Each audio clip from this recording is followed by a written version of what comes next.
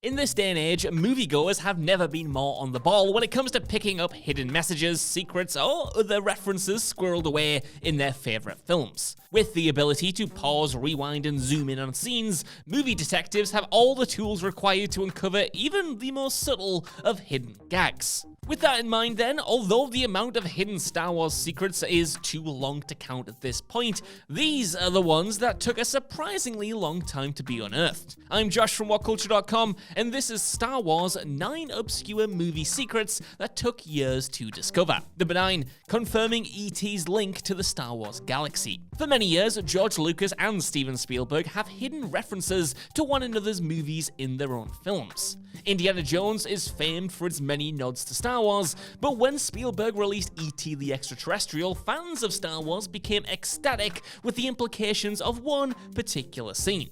See, in a moment that saw E.T. seemingly recognizing Yoda, actually just a kid dressed up, E.T. exclaims the word home. So, did this mean that E.T. was from the Star Wars galaxy, or was it just a bit of fun? Well, in 1999, Lucas continued to fan the theory's flames. During the Senate scene in The Phantom Menace, he actually included a group of aliens that looked a little bit familiar.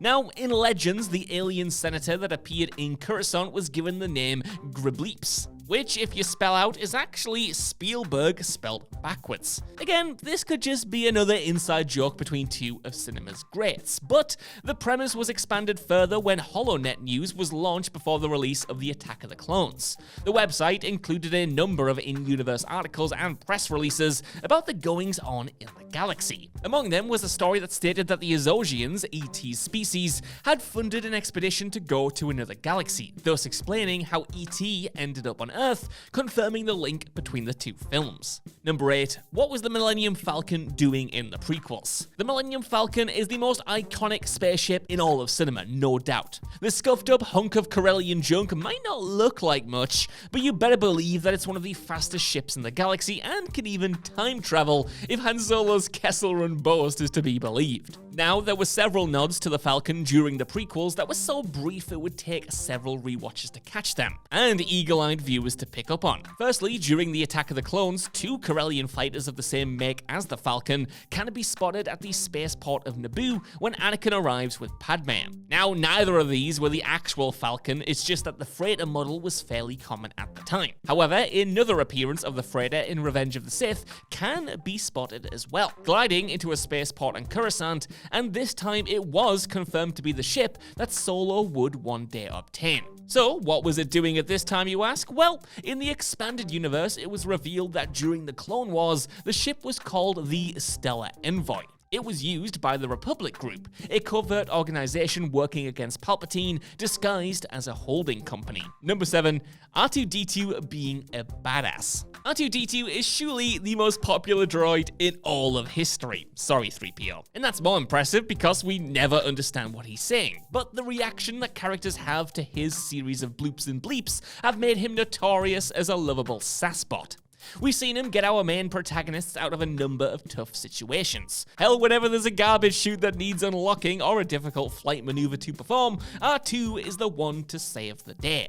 During the prequels, though, the animators had a lot of fun adding other character nuances to the R2 unit, many of which went unnoticed for quite some time. I mean, when you've got Ewan McGregor and Hayden Christensen going all samurai on a bunch of droids, it's easy to not pay attention to the antics of a rather unassuming little robot. But if you do pay close attention to R2 in Revenge of the Sith, he is one feisty little trash can. For instance, during the rescue of Palpatine, General Grievous escapes, leaving Obi-Wan and Anakin to dish out some lightsaber justice on the remaining droids. If you watch closely though, you can actually see R2-D2 lending a hand by tripping up an unfortunate droid as he tries to flee. Number 6.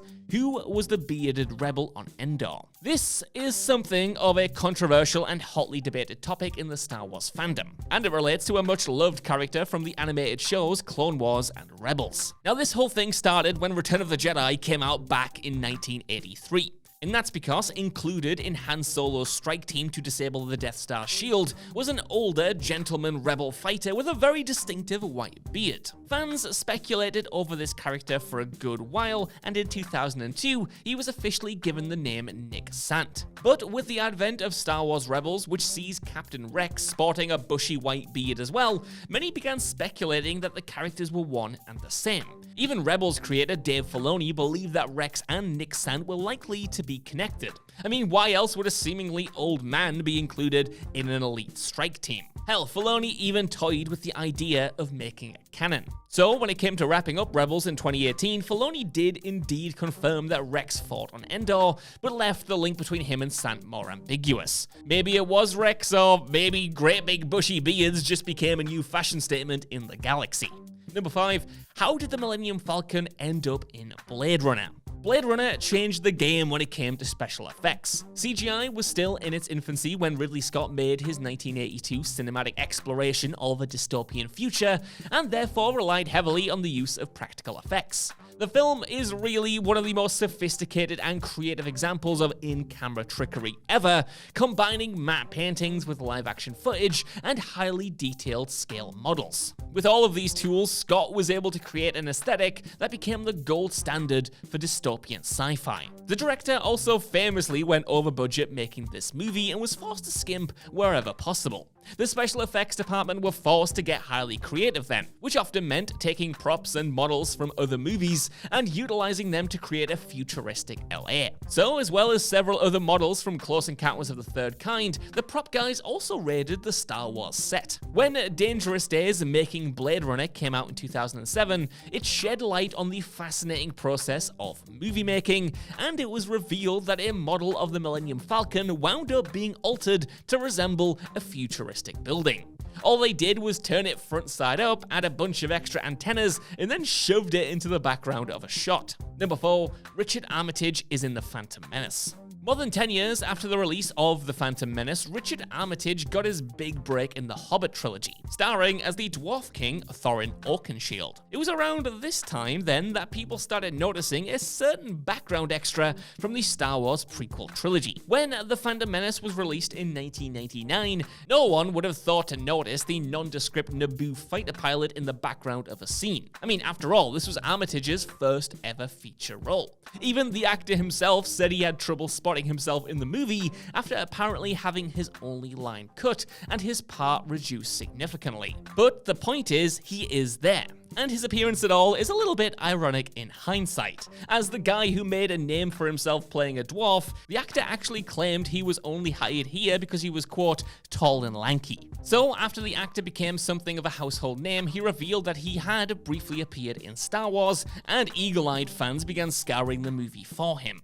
He can be hard to spot, but his distinctive features can be spotted peering over the soldier of Padme's handmaiden during the Naboo-Gungan alliance talks. Number 3, the Ark of the Covenant is hidden on the Millennium Falcon. We're well aware of the many Star Wars references in Indiana Jones. Temple of Doom opens up in a bar named Club Obi-Wan, and the plane at the start of Raiders of the Lost Ark is labeled OB-CPO. As an added bonus as well, the sound that it makes when taking off is also the sound the Millennium Falcon makes when the hyperdrive cuts out. But there are also a number of Indiana Jones callbacks in Star Wars. But bear with us for this one, because it does take some piecing together. So in Raiders of the Lost Ark, C-3PO and R2-D2 can be spotted in the Well of Souls as hieroglyphs, where Indy finds the Ark of the Covenant. It was a fun little nod to this other movie, but it was only the start of the connection, as at the end of the film, the Ark is placed in a cargo box marked 9906753 and wheeled off into a giant storage container.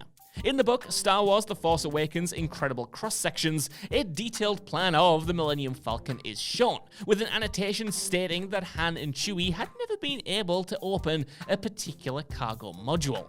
The module in question was stamped, you guessed it, 9906753. Seemingly, this confirmed that the Indy Star Wars references weren't just a bit of fun, but the universes were actually linked, and the Ark of the Covenant somehow came into the possession of Han Solo. Number 2, L337 is the Millennium Falcon. Now this one is the most obvious at a glance. I mean, it's explained quite explicitly in Solo, a Star Wars story, but its heritage does go a little further back than that, so it's worth talking about here. So, sometimes a seemingly throwaway line of dialogue can allude to something far more significant. Way back in 1980, when The Empire Strikes Back first hit screens, everyone's favorite droid punching bag, C-3PO, made a remark about Han Solo's ship. As we all know, 3PO is fluent in over 6 million forms of communication. However, he was taken aback when trying to communicate with the onboard computer that runs through the Millennium Falcon. The line, "Sir, I don't know where your ship learned to communicate, but it has the most peculiar dialect,"